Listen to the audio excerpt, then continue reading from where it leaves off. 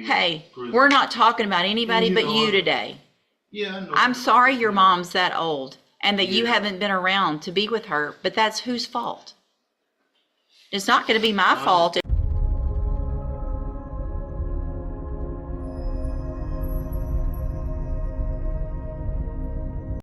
Good morning. You are Jimmy Taylor? Yes, ma'am. And Mr. Taylor, you were previously in court, entered pleas of true and a motion to revoke your unadjudicated probation. Counts 1, 2, 3, 4, 5, and 6. You pled true to all of those counts. You're on probation. The second-degree felony offense of theft of property with previous convictions with findings that prior offenses were true. You were placed on that probation January 24th of 2024. I have received the pre-sentence report as well as there was one incident report from the jail, a page that should have been sent to you all, and also Mr. Coleman has also provided a copy of the court's sentencing hearing, a transcript from that original sentencing back on January 23rd of 2024. Has everyone had an opportunity to review all of those things? We have, Your Honor. State has, Judge. Are there any additions or corrections to that updated report? Not from the defense.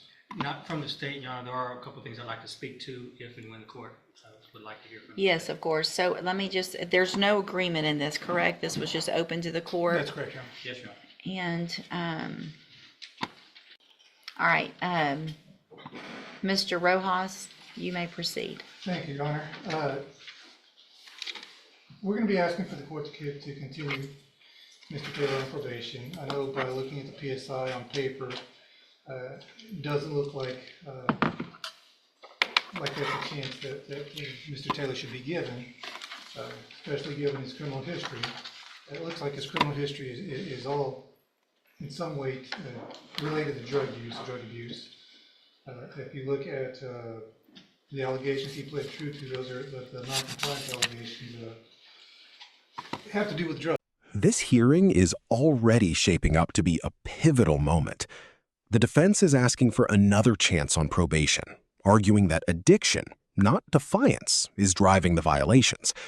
But the judge is reviewing a long history of prior treatment opportunities, failed compliance, and repeated warnings. The central question isn't just whether rehabilitation is possible, it's whether enough chances have already been given. What would you decide if you were on the bench? And the reason for not complying with the JCDI program, he doesn't come from a wealthy background. He doesn't have a whole lot of affluent friends and family members that can help him out. He had a ride with his brother. His brother had an accident, and that option was not available to him anymore. He indicates to me that he does want help getting off of the drugs. And I'm sure that when Mr. Coleman has a chance to speak, he's going to point out the comments made by the court to this defendant about not wanting to hear about needing more help with drugs or any relapses. I really don't, because here's the thing, Mr. Johnson. I'm looking back at your original pre-sentence report that when I put you on probation, and I make notations on those reports and make highlights and those types of things. And I'm noting that in that report, you already, before this case, had gone to ISF and SafeP. And then on this probation, I sent you to ISF at the beginning of the probation. Is that correct or no? I believe parole sent him to ISF. Yes, ma'am. So you were on parole. Yes, ma'am. I gave you a probation against Mr. Coleman's wishes and really against what looked like I should have. You went to ISF regardless of who. So you've been to ISF twice. Is that correct? You're looking at her. You've gone. Have you been to ISF once or twice?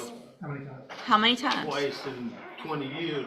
Okay, so I've been in prison 23 years out of the last 30 years. So I've been doing my time, and but you I keep haven't getting had a chance to, to do what? Because you've been to SafeP, you've been to ISF, and you went to ISF. The tone of this hearing shifts dramatically here. The judge reminds the defendant that he could have received a lengthy prison sentence originally, but instead was granted probation, a significant act of judicial discretion. Now, after multiple violations and another positive drug test, the court is questioning whether that trust was wasted. In sentencing, judges often weigh accountability just as heavily as rehabilitation. Do you think the defendant earned another opportunity? More recently, right? Yes, ma'am. Okay. As soon as I got out, I got it right on probation, and I haven't had a chance to. You got right on probation. You didn't. Yes, ma'am. You Then I tested. had to go to Beaumont, which You I'm tested from, positive so for cocaine Yes, after I all of understand. this time, and all the different things that have been given to you, and the opportunity that I gave you back in January of last year. You pled open, just open to me. I could have done Yes, I did. anything. Yes. I could have sent you to prison for 20 years, 10 years, and I gave you an opportunity. And I said on that day, because Mr. Coleman printed it out for I know me, what you said. well, Ma'am. so how do I do anything other than what I said? I mean, it's a situation. I got parents. My mother 90 years old. Man, I don't want her to die and I be Hey, in prison. we're not talking about anybody You but know, you today. Yeah, I know. I'm sorry your mom's that old and that you Yeah. haven't been around to be with her, but that's whose fault? It's not going to be my I fault if understand you're what not there. saying, but How about some personal responsibility instead of my mama's that's old what and I don't would send like me to do, prison? ma'am, you know.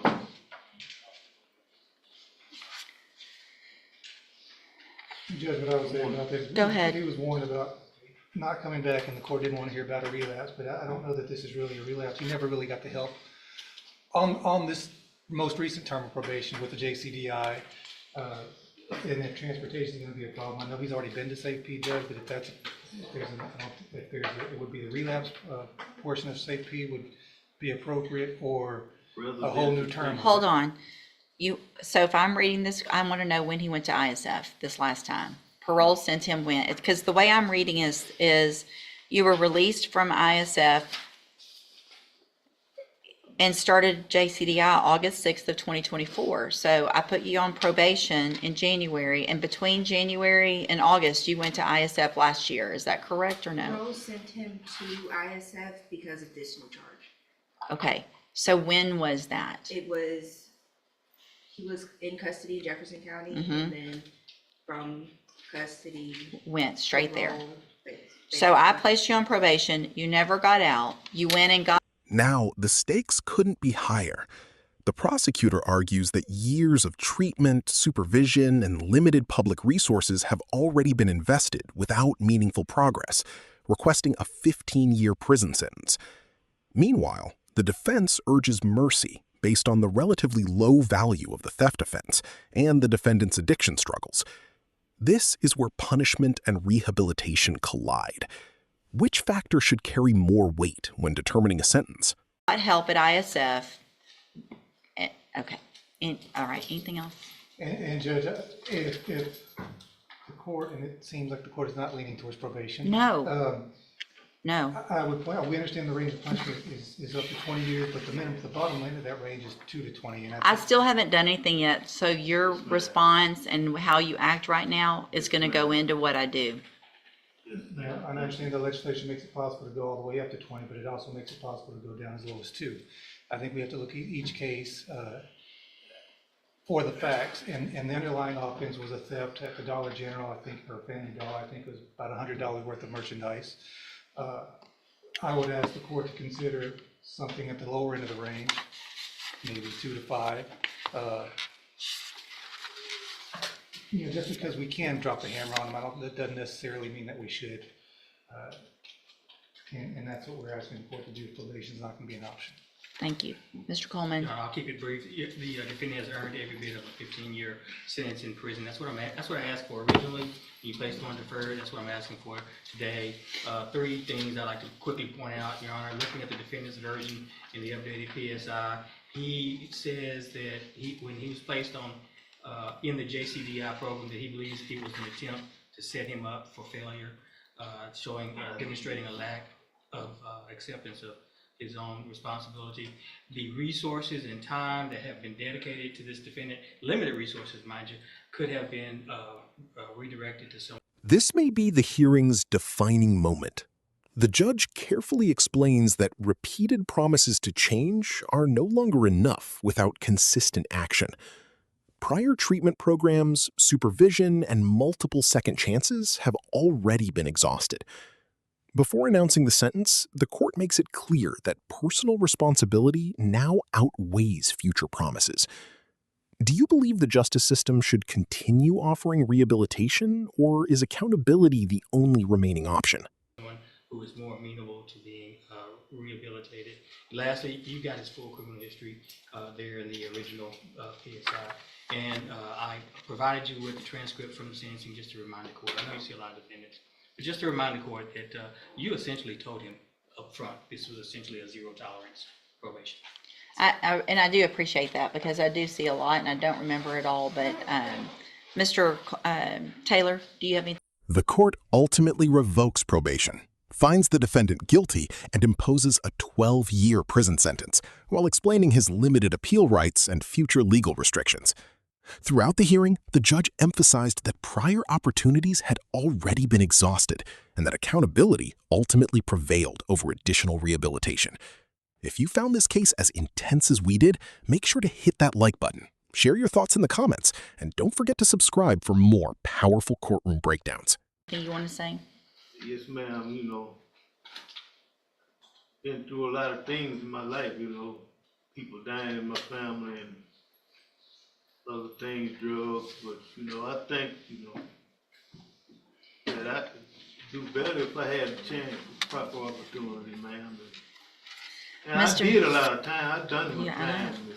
You have. I don't think just putting me in prison, I think I need a chance, I really do.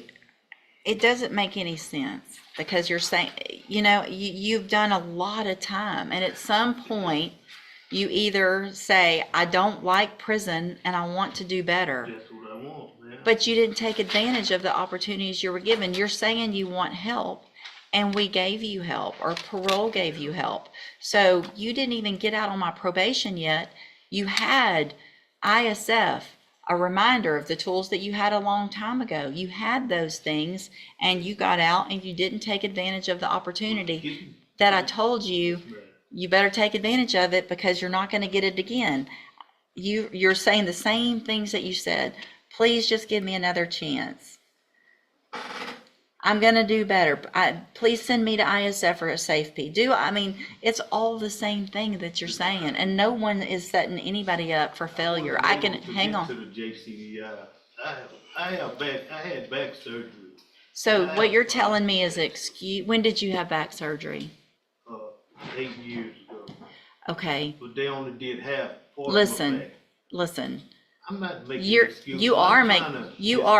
you're throwing out to me that you had back surgery 8 years ago, then you are digging for everything you possibly can, and we're done with all that. I'm going to find that you previously entered your pleas are true to counts 1 through 6 freely and voluntarily. I'm going to find those counts true. I'm going to find sufficient evidence to find you guilty, and at this time find you guilty of theft of property with previous convictions. I'm going to sentence you to a term of 12 years in the Institutional Division of the Texas Department of Corrections. You will receive credit on that sentence for any time that you've been in custody that the law gives you the right to receive. I'm going to hand you trial court certification that shows this was not an agreement. You do have some limited rights to appeal. You can talk to Mr. Rojas about that. I'm also going to hand you a written admonishment regarding your ineligibility to possess a firearm or ammunition. Because of the judgment entered against you, you're ineligible under Texas law to possess a firearm or ammunition. Possession of a firearm or ammunition could lead to charges against you. Firearm is a legal term, and you should read the written admonishment I provide you to see what devices qualify as a firearm. If you have any questions about the laws that make you ineligible to possess a firearm or ammunition, or about how long that lasts, you can talk to Mr. Rojas. Y'all need to sign that, and he'll give you a copy of it. Thank you. Thank you, ma'am, for being here.